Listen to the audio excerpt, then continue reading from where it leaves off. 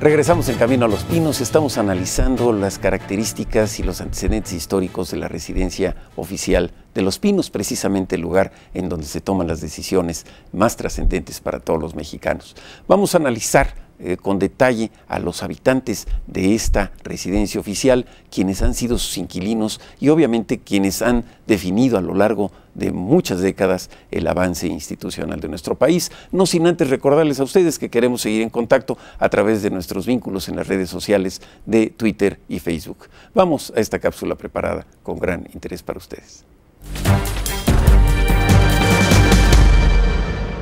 Hasta 1934, la residencia de los presidentes de México era el castillo de Chapultepec, en el que residieron Maximiliano de Habsburgo, Francisco I. Madero, Venustiano Carranza y Álvaro Obregón, entre otros. Sin embargo, esto cambió cuando Lázaro Cárdenas tomó posesión como mandatario ese mismo año. Al considerar que el lugar era demasiado ostentoso, decidió que se convirtiera en sede del Museo Nacional de Historia para que todos pudieran visitarlo. Por su parte, él buscó un lugar en donde vivir y lo encontró en un rancho que pertenecía al gobierno federal y que tenía el nombre de La Hormiga, el cual cambió por el de Los Pinos, en recuerdo a la huerta donde se enamoró de su esposa, la señora Amaya Solórzano, en Tacámbaro, Michoacán. En 1941, Manuel Ávila Camacho, sucesor de Cárdenas, decidió vivir en el mismo lugar a pesar del descontento popular, ya que gran parte de la ciudadanía consideraba que el lugar adecuado para que el presidente viviera era el castillo de Chapultepec. En abril de 1947, la residencia de Los Pinos fue ocupada por el presidente Miguel Alemán Valdés y su familia, quienes decidieron hacerle modificaciones al lugar y construir una nueva casa en la que pudiera habitar y al mismo tiempo fuera un lugar para recibir a mandatarios, personalidades y funcionarios que visitaban la residencia oficial. La casa fue construida en 3 niveles. En la planta alta se encuentran las habitaciones de la familia, en la planta baja los salones oficiales para recibir y atender audiencias y el sótano. Fue diseñada con un estilo francés y decorada con muebles representativos de estilo mexicano y estilo Imperio Luis XV y Luis XVI. La nueva residencia, que tomó el nombre de Miguel Alemán, fue el hogar de 9 mandatarios: el mismo Alemán Valdés, Adolfo Ruiz Cortines, Adolfo López Mateos, Gustavo Díaz Ordaz, Luis Echeverría, José López Portillo, Miguel de la Madrid, Carlos Salinas de Gortari y Ernesto Zedillo. En la administración del presidente Vicente Fox, se decidió que en esa casa se hicieran oficinas y es donde actualmente se encuentra el despacho presidencial. Además, ahí se albergan las oficinas de algunos de sus colaboradores, el Salón Blanco, el cual se utiliza para recepciones, y un comedor con capacidad para 30 comensales. En Los Pinos, que tiene una extensión de 76 hectáreas, podemos ver la calzada de los presidentes, las casas donde vivieron los presidentes Lázaro Cárdenas y Adolfo Ruiz Cortines, el Camino de la Democracia, en homenaje a algunos de los personajes representativos de la lucha por la democracia, la Plaza Francisco I. Madero y el Molino del Rey, el cual data de la época colonial. Desde hace 10 años se pueden realizar visitas guiadas al lugar. Pues esos son los habitantes de la residencia oficial de Los Pinos, y es interesante ver que cada uno le ha dado su matiz, su momento, su estilo personal, no solamente a la residencia en sí en temas de decoración, sino también de manera importante a las decisiones de su gobierno. Y es muy interesante ver, por ejemplo, que a partir de la presidencia de Lázaro Cárdenas hasta el presidente Ernesto Zedillo, si bien son gobernantes que emanan de una misma corriente ideológica y de un mismo partido político, hay contrastes muy importantes en la forma de ver el quehacer gubernamental, en la forma de decidir y sobre todo también en el espectro ideológico de su quehacer y de su análisis en términos de a quién y cómo deben de gobernar. Y es muy interesante contrastar, por ejemplo, el caso del presidente Lázaro Cárdenas, un hombre emanado de las filas militares y que con una gran visión social construye y desarrolla una base institucional para México que fortalece de una manera importante el nacionalismo económico con la nacionalización de la industria petrolera.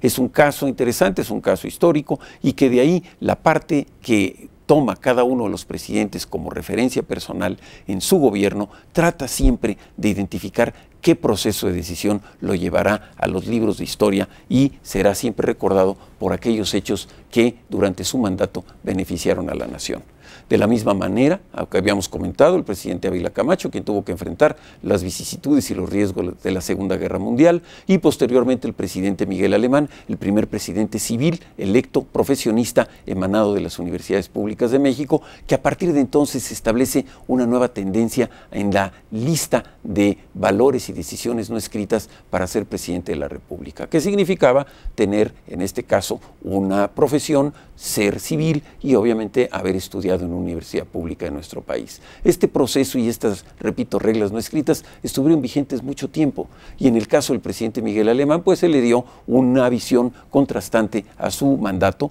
atrayendo capital extranjero, invirtiendo de manera importante en infraestructura y, por supuesto, desarrollando de manera trascendente el sector turístico y otras áreas de nuestro país. El presidente Ruiz Cortines y el presidente Díaz Ordaz y López Mateos analizaron mucho la evolución del país, cada uno en su momento. En el caso de López Mateos, la nacionalización de la industria eléctrica, y muchos años después el presidente López Portillo estatizando o nacionalizando, es un término jurídico en debate, el caso de la banca nacional. Los antecedentes, el conocimiento de nuestra historia y, por supuesto, estos estilos personales de los gobernantes son importantes. Uno de los casos trascendentes es precisamente a consecuencia del movimiento estudiantil de 1968 que tuvo el presidente Díaz Ordaz y por quien lamentablemente pues hubo decisiones de autoridad y de fuerza que costaron vidas en Tlatelolco.